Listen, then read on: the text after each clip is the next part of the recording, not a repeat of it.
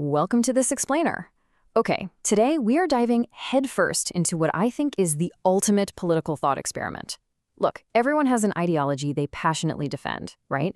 That one system they assume would just magically work if everybody else simply got on board. But today, we're going to explore exactly why your favorite system fails. We're asking a pretty tough question, one that almost nobody actually sits with.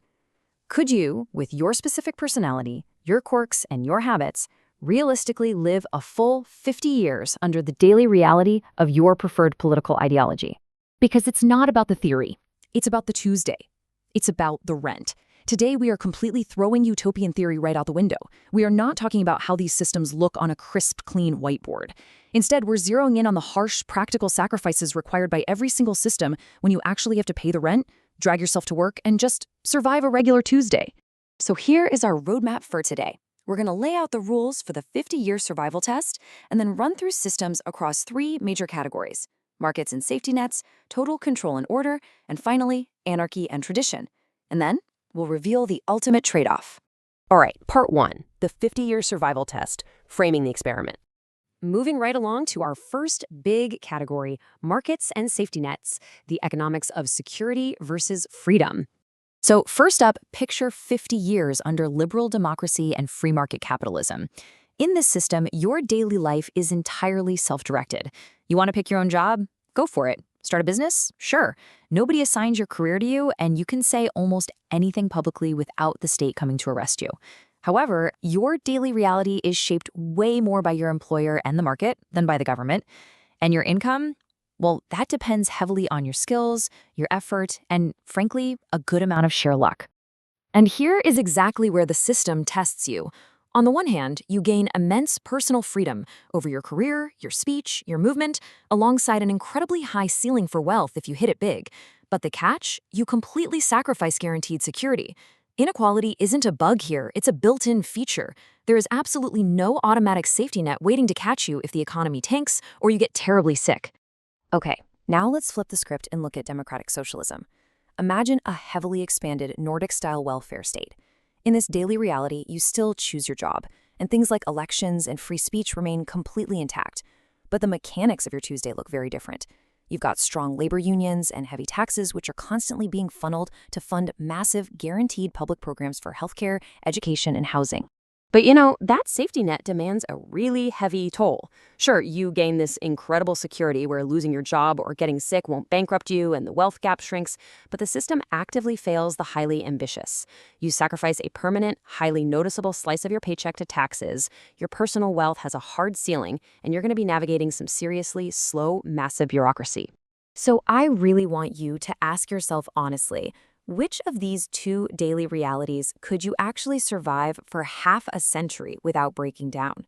Do you absolutely thrive on risk and being your own boss, or does the idea of your healthcare depending on your job literally keep you up at night?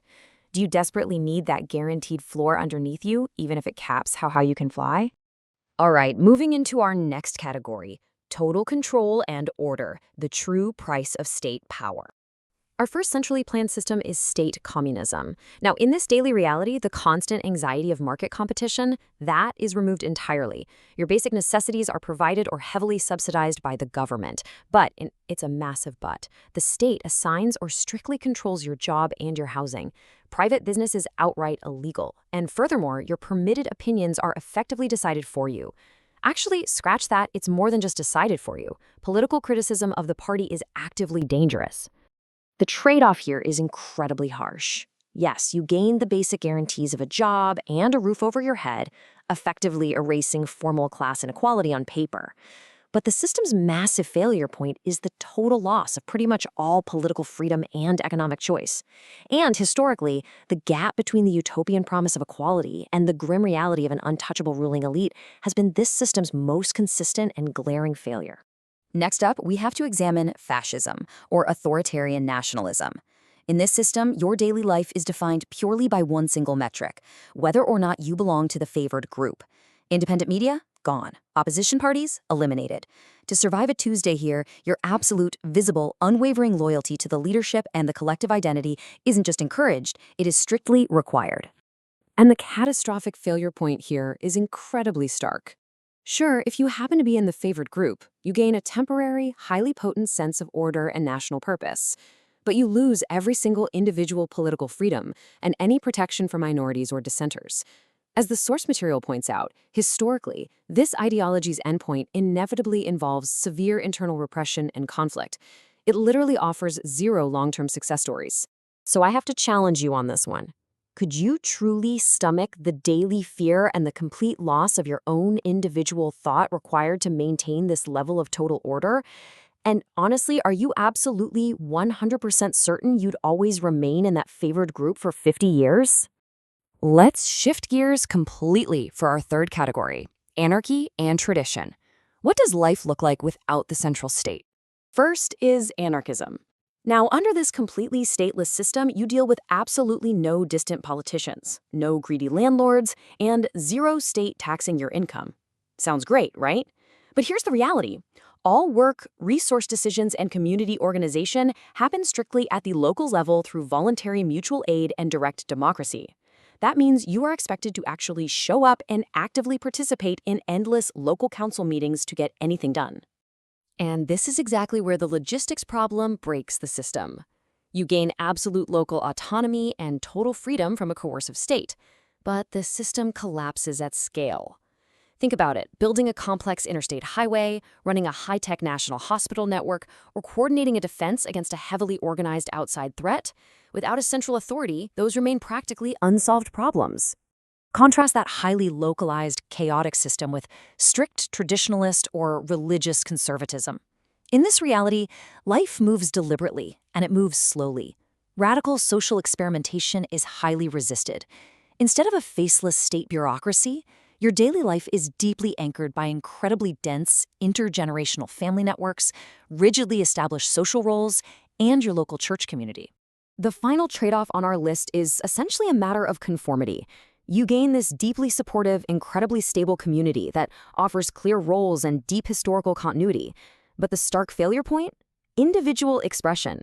If you don't fit the traditional mold, or if you simply wish to deviate from established lifestyle roles, this quickly becomes the most personally restrictive ideology on our entire list. I really want you to pause and think about this one. You have to choose. Do you actually have the time and the energy for the exhausting local logistics and endless community meetings required by anarchy? Or does the strict, unyielding social pressure of a traditionalist community sound more like a cage to you than a safety net? Which brings us to our final section, the ultimate trade-off. Because, as we're saying, there is absolutely no free lunch. When you step back and view this complete scorecard all at once, the reality really sets in. Ideologies always sound so much cleaner in the abstract than they do when you actually have to live them. Every single system up here demands a massive personal sacrifice. It's like a giant puzzle where the pieces just don't all fit together perfectly. You might desperately want the freedom of capitalism combined with the security of socialism and the tight-knit community of traditionalism, but you can't have them all.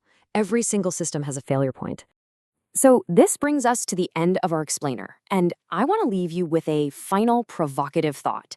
I want you to drop your favorite ideology in the comments, but here is the catch. You must specifically name the exact freedom it would strip from your own daily life. Which failure point is the absolute hardest for you personally to give up? Because if you can't name one, you probably haven't thought about it hard enough yet. Thank you so much for joining me on this thought experiment, and I will see you next time.